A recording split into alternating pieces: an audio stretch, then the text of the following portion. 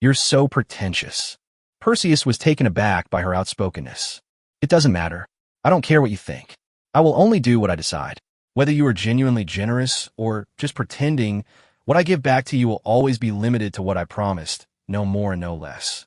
So don't try to win my favor. I'm not stupid, and I don't need friends. I just want to get what I need from you. She seems to be quite a tough nut to crack. But he didn't care. She pulled her own thing. He pretended to be something he didn't. Once he confirms her actual bottom line, he can guarantee that he won't suffer any loss. No matter what, let's pretend to be friends in front of outsiders and get along like friends. It will be easier to talk and do things that way. Okay, she said. Finally, I'd like to ask another question. Why did you choose such an extreme way to sever ties with your family? Of course, I know this question may be a bit presumptuous, but you don't have to answer if you don't wish to. I have to say this, Katie said expressionlessly. I wanted to tell someone for a long time, but no one has ever been willing to listen to me. Perseus remained silent, looking at her intently. Katie looked at the family heirloom sword in her hand, which was far too large for her size, her gaze as shimmering as a lake. My ancestor, the first Duke of Sphnig, was born into a poor tenant farmer's family. He joined the army to make a living, and later rose through the ranks to become a general. Starting from there, he fought in 103 battles, nearly died 3 times, was seriously wounded 17 times, and suffered countless minor injuries before he built this family business. Despite the ravages of time, this sword remains well-preserved and is a superior weapon. However, it still has some nicks and marks that are clearly not rust or ordinary stains, suggesting the terrible battles its owner must have fought with it. It is indeed an antique. Antiques are antiques because they record long-ago stories buried by time, which are fascinating but can never be experienced in person again. 50 years ago, something happened that you should have heard about, Katie said, her expression still unchanged. The family business that our ancestors built with great difficulty and risked their lives was gone. My father was just an infant when his grandfather, the Duke who had made a mistake, died. On the night of his death, he and his family were driven out of their ancestral home and have been living a life of hardship ever since. Even now, they're struggling to make ends meet. My grandfather, the Duke's son, was still alive when I was little, but I can hardly remember what he looked like. I only remember that he had a bad temper and was always drinking. When he was drunk, he would curse, throw things, and hit people. We were all afraid of him. However, there are times when he doesn't drink.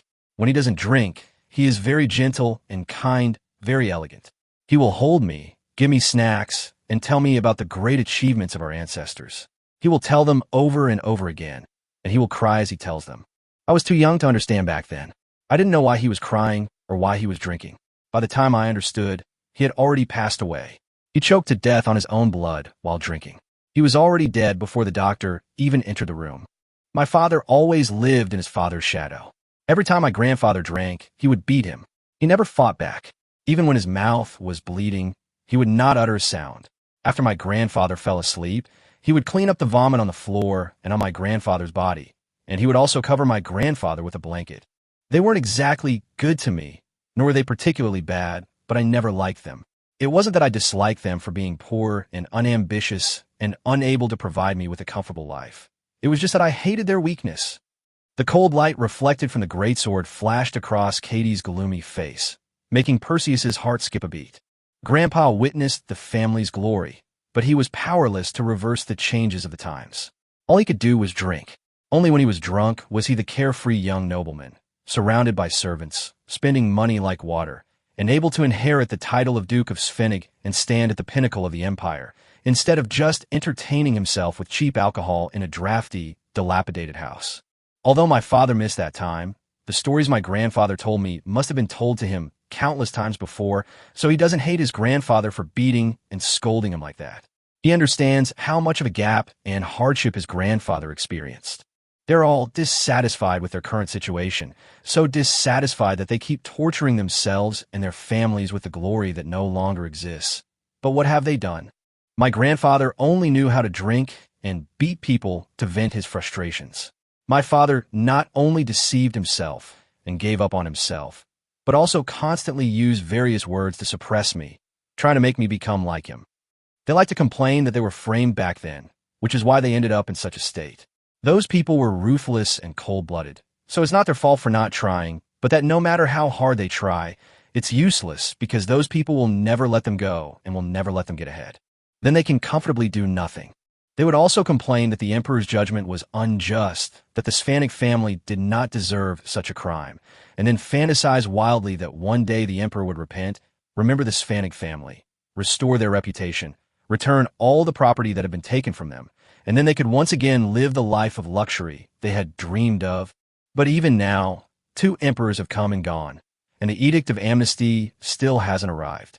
Even now, my father still sighs to my mother, saying how wonderful it would be if the emperor's envoy appeared at our doorstep tomorrow and took our family into the palace to pay our respects. Katie's expression was somewhat ferocious, filled with barely suppressed rage. Why? They only remember the past glory, but not the source of that glory. They are very familiar with the entrepreneurial stories of their ancestors, passed down through generations, and can recite them fluently, but they cannot truly understand the meaning of passing on these stories. The Svannic family's wealth may have come from the emperor, but the family's glory has never been a gift from anyone. It was earned by our ancestors, sword by sword, with their own blood and sweat. No one can take it away. Even now, this glory still accompanies us, yet they all turn a blind eye to it. If they forget this glory, no matter how large their fortune, they're nothing more than a bunch of pitiful and pathetic parasites. They've forgotten this glory. When their prized possessions are taken away by others, even when they're old and gray, they'll just throw a tantrum and wail like children. If the Svannic family forgets this glory, even if they possess everything, they will actually have nothing. The cold light on the sword shot straight into the sky at that moment, and Katie's tears boiled like blood. I have not forgotten this glory. That's why I hate them. I despise everything about them. I will never be as weak as they are. I will take the sword of my ancestors and return to the battlefield where they fought and bled, until the name of the Svannigs once again resounds throughout the world. Or die in battle. Chapter 70. Katie's partial strength. After listening to Katie's impassioned speech, Perseus couldn't help but laugh. That was a powerful statement. Just those words alone recouped the 600 gold coins, and from now on, everything will be profitable no matter what. What's even more delightful is that, although Katie appears aloof and withdrawn, she harbors immense desires. I'm not afraid of you having a big appetite. I'm afraid of you having no desires. Once a person has desires, they have weaknesses. If you take advantage of these desires, Miss Katie can be used to your advantage. All he needs to do now is find out exactly how much power Katie has available. She claimed to be very skilled in swordsmanship, also known as sword magic. Sword magic isn't real magic, but it's even more mystical than magic itself. It's more like an aura that can actually cause damage. The legendary hero who slayed dragons and demon kings used this thing. This thing has a lower limit than magic, and in terms of destructive power alone, its upper limit is no lower than magic. Not only in terms of lethality, but also in terms of speed, agility, reaction speed, and jumping ability. Those with high sword skills far surpass ordinary people, while their defense is no different from that of ordinary people. Even the legendary swordsman relies on stacking armor and buffs from teammates for defense. Otherwise, he can only tank the damage with his bare hands. However, it must be said that those skilled in swordsmanship are more resilient than ordinary people and have a strong vitality. Unless they are instantly killed, they can forcefully prolong their lives even if their intestines are ruptured and their stomachs are rotten, until their teammates use healing magic. Moreover, using swordsmanship and using magic are not mutually exclusive.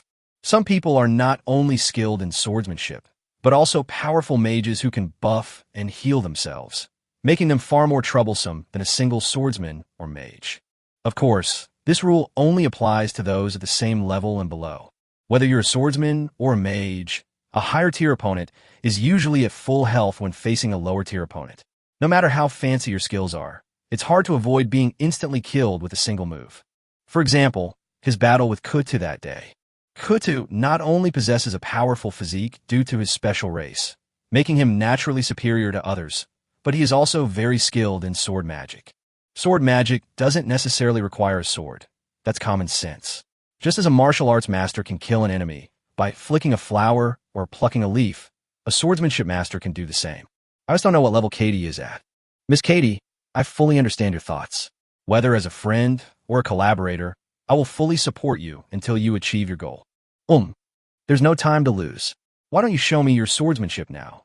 And then we can go back to your parents' place, have them draft a new contract, and have it notarized, just in case they change their minds and cause trouble in the future. You've thought this through very well. So, how would you like me to demonstrate it? Katie moved the greatsword in her hand, awaiting his command. Perseus looked around again. The terrain here is fairly open, but this is still the capital city, and if there is too much noise, it may attract the attention of the patrolling military police. Let's be conservative for now. Perseus used earth magic to dig a huge rock, about half the size of a house, out of the ground and placed it directly in front of Katie. Then, he built an earthen wall about 3 meters behind the boulder. Katie was slightly surprised. You're very strong. It's just a piece of cake, Perseus smiled. Miss Kitty, please split this boulder in half, but without damaging the earthen wall behind it. Can you do that? Splitting a boulder tests strength, while preventing damage to an earthen wall tests control over that strength.